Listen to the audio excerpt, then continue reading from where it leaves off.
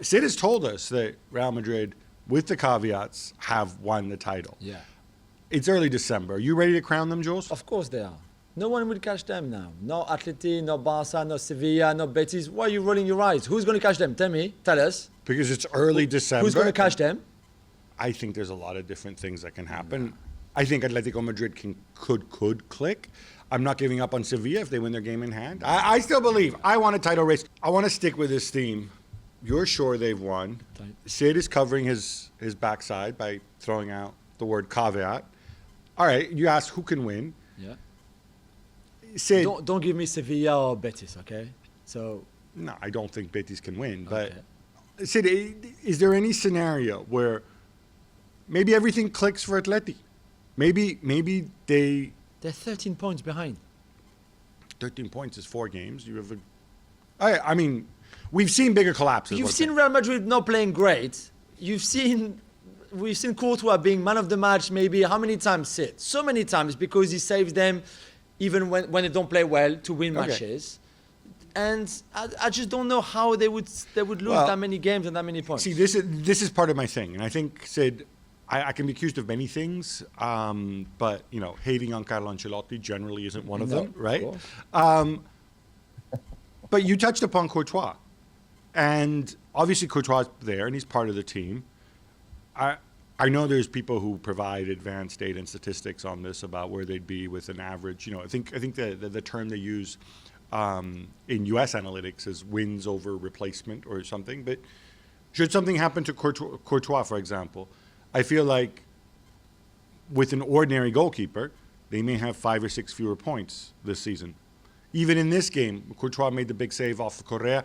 Maybe his face as well saved on. I mean, goals change games, right? Yeah. It felt like earlier this year there was a moment when it was Courtois and Vinícius carrying this team. How do we know they're not going to slip back to that, and then maybe you have an injury or whatever? Well, look, I mean, the first thing is I don't actually think we gain anything by declaring the league over. And I don't think we gain anything by declaring the league not over. Yeah, Jules, you tell him, Sid. I think in a way, sort of racing to crown the champions is kind of pointless. Analysing the position we're in is a different one. And of course, they're in an exceptionally strong position. They're in an exceptionally strong position because the points margin is very significant.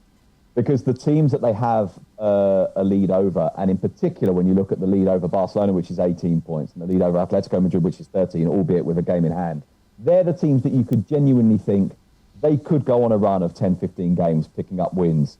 And you look at Betis and Sevilla and Real Sociedad, if you like, who've really fallen away in the last 3 or 4 weeks.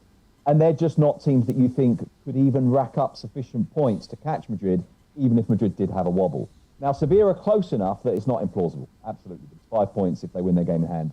It's not implausible.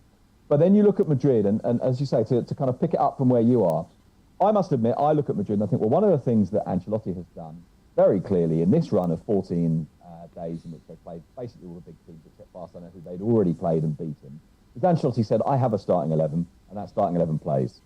And at some point, I might have to rotate. Yeah, but I'm not doing it now. And so, of course, we all have that question, which is what happens when they have to rotate? Because there isn't really a replacement for Courtois. There isn't really a replacement for Benzema. There isn't a replacement for Vinícius. And there isn't really a replacement for Modric. Although, so long as only one of the midfield three is absent, I think Camavinga or Valverde is a pretty adequate backup. The problem with that is, of course, they go away and they lose Benzema, and Jovic goes and plays brilliantly and scores and provides an assist. So whenever you think that they haven't got strength in depth, someone comes in and performs. Now, there's no doubt that if you like, the step down from that perfect 11 to the rest is very, very big. And Modric is 36, and however brilliant he is, he's 36. And you're going to get injuries at some point. But I actually think the strength in depth is, A, slightly stronger than people believe, and B, may not be needed as often as people believe. And I think, again, there's no point in rushing to declare the title done. But I think Madrid are in a position from which, if they do not win the league, it would be a spectacular collapse. And I'll give you another example. When this has been happening, now that Madrid are in this position, and over the last 2 or 3 weeks, people have kept saying, yeah, but this is the position that Atletico Madrid were in last year. And in the end, they had to win the league on the final day. In the end, the league really was still open. when we thought it wasn't, because they got to the halfway stage of the season with 50 points. And Real Madrid won't get to that, by the way, with 50 points. And you say, okay, yeah, all right, I accept that up to a point. But here's the thing. Atletico did win the league. And that cushion they'd got in the first part of the season ultimately was enough. Yes, it got very, very close, but ultimately it was enough to see them through. And also that was against teams like Madrid and Barcelona, who had the capacity to go on a run. And to be honest, you look at the other teams in the league right now, and the way that Atletico Madrid have doubts about their identity, the mess that Barcelona are in, I don't know about you, I just don't see how they go on that run. Madrid have won 10 in a row. I agree. Correct me if I'm wrong, but I don't think Atletico have won 3 in a row this season. Well, thank you very much for watching ESPN on YouTube. For more sports highlights and analysis, be sure to download the ESPN app. And for live streaming, premium content, and let's not forget as well, ESPN FC 7 days a week. Subscribe to ESPN Plus.